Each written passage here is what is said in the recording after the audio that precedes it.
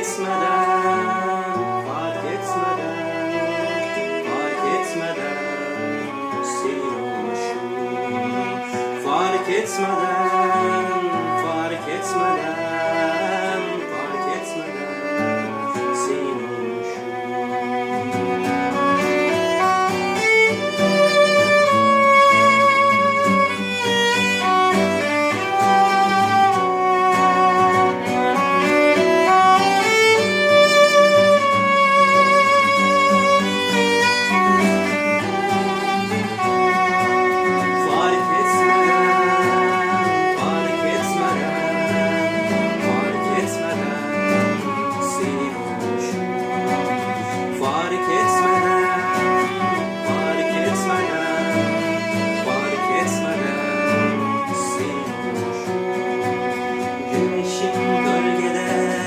Kalışı gibi, uykunun düşlere dalışı gibi, kalbimden nabzın ateşi birbirine barışı gibi.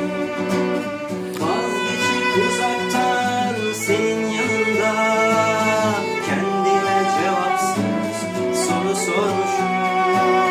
Kaybolup giderken fırtınalarda kendimce ıssız ada bulmuşum.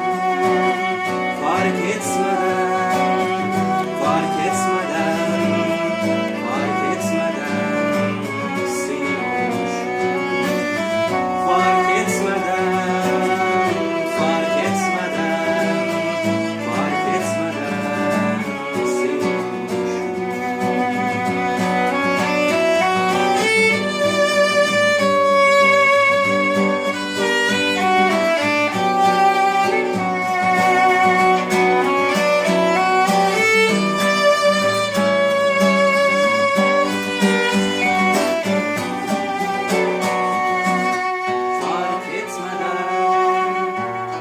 etmeden, fark etmeden senin olmuşum. Fark etmeden